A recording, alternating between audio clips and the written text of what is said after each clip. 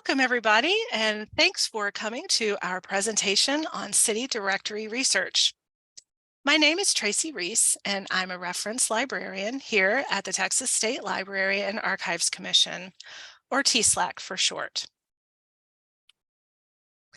In today's webinar, we will provide an overview of the city directories at our library, what's involved with city directory research, and how to access city directories at our library, online, and at other libraries.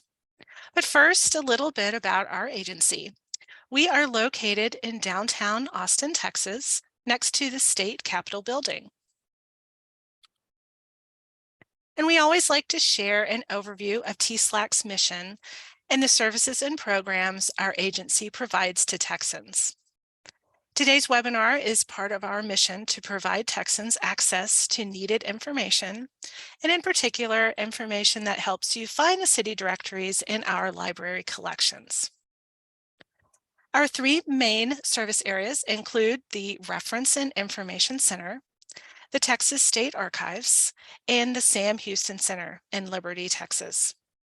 To learn more about our agency, please visit our website. Our genealogy collection contains a variety of resources for both general and specialized genealogical research. City directories are one of our most popular genealogy resources, as they can be helpful for tracking individuals by name or location, especially between decennial census years. Here at TSLAC, we have a collection of city directories covering 285 Texas cities and towns, spanning almost 150 years. Visit our City Directory Research Guide for a complete list of the city directories we hold. So what's in a city directory? It varies a great deal. Most directories include a listing of residents by name or by address. Depending on the town and year, you may find phone numbers, occupations, names of spouses, number of children living in the home, and whether the home is owned or rented. Married women may be listed next to a spouse's name, and businesses and people are listed alongside one another in one alphabetical listing. City directories can vary from year to year. Listings in early directories may not have many details. And here's an example from our earliest city directory from Galveston in 1859.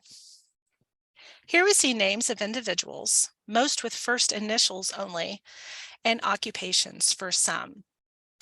We've got business and resident addresses listed together, though it's a little unclear which address is listed. We have general locations, but no street numbers, maybe just enough to get you there. We don't see spouses here, and obviously no phone numbers yet. You may find more details in later directories, such as householders and residents. Longer names and occupations might be abbreviated to save space as cities grew. So you'll want to check the abbreviation list provided at the beginning of each section for those definitions. So let's look at some examples in this clipping from the 1922 Austin City Directory. Here we see Peter Schneider and his wife Lydia. Wives will typically be listed in parentheses after a husband's name. Sometimes you'll see a mystery abbreviation that's not intuitive or defined in the abbreviation list, like Peter's occupation here. We'll explore this more in a bit. Looking at the Schraders living at 907 East 7th Street, we see Bertha and Emil listed as H for householder or head of household, and then Martha, Henry's widow, listed as R for residing.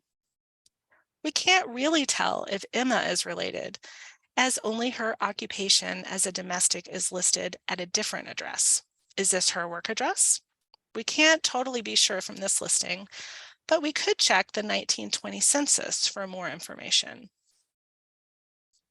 Other abbreviations or formats might indicate someone's status at home or in town, such as Leonard Schneider's bolded entry here. This individual may be drawing attention to his positions at various firms in town. And as we see, he even has a home telephone. Businesses will also often have bolded entries. Many city directories include a reverse street address directory. This is a great tool if you want to research the history of a property or building, or to get a snapshot of a neighborhood in a certain year or over time. Is it largely residential? Or were businesses and homes mixed together? Who were the neighbors? Were there many vacant homes or lots? Getting back to the Schraders, we see Martha listed again at 907 East 7th Street alongside her neighbors, similar to what you might see in a census listing. So we recall that Martha was listed in the name section as resides, but we see her here with an O, which indicates homeowner. So this is a good time to point out that city directories were created by private companies going door to door or sending postcards to return. So the information received and published was dependent on the information provided and will reflect the time period in which it was created. So these directories should not be relied upon as an official or certified record. Rather, we use them to fill in details and provide some context to our research. So as I mentioned earlier, business names can be found alongside individuals, but there are usually separate business sections organized by business type.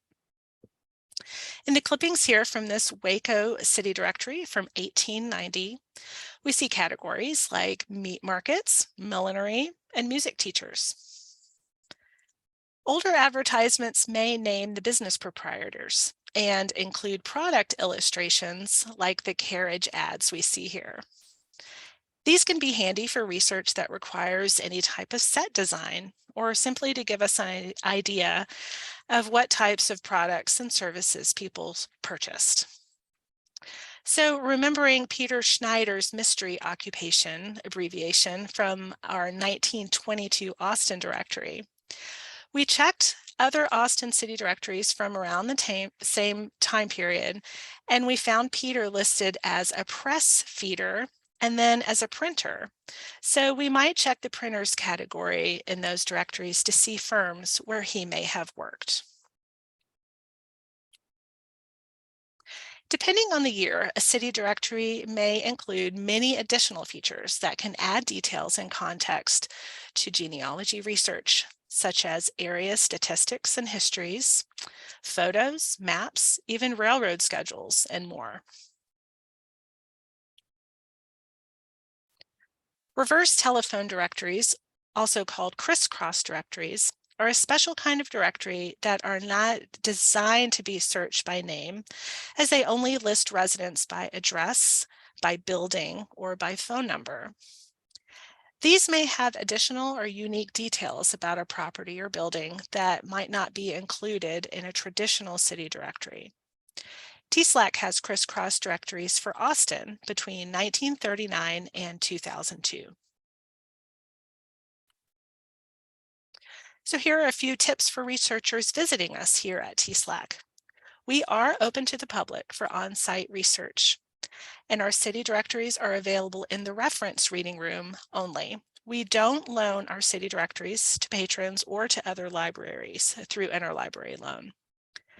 We have self-serve scanners and microform readers available in the reading room that can email images, save images to a flash drive, or you can print for 10 cents a page. Non-flash photography of our materials is also allowed. And our staff are always happy to help you get oriented to the collections or set up any scanning equipment.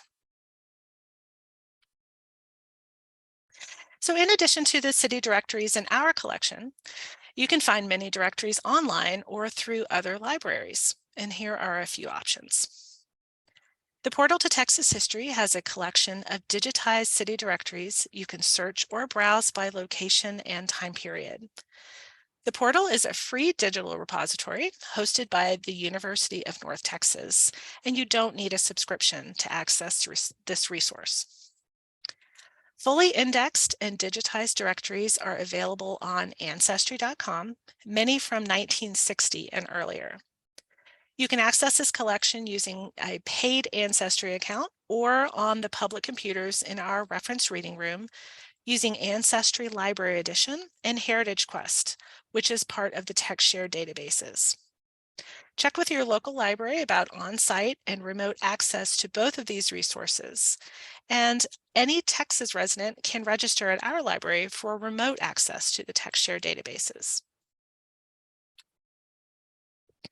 The Briscoe Center for American History at the University of Texas has telephone and city directories for most Texas cities and towns, roughly from the late 19th century through the present day.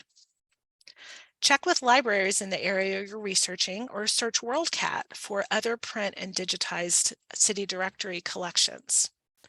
For example, early Houston city directories from 1866 to 1923 are available through the Houston Public Library Digital Archives. And finally, the Library of Congress Research Guide to U.S. telephone and city directories may also be helpful to you.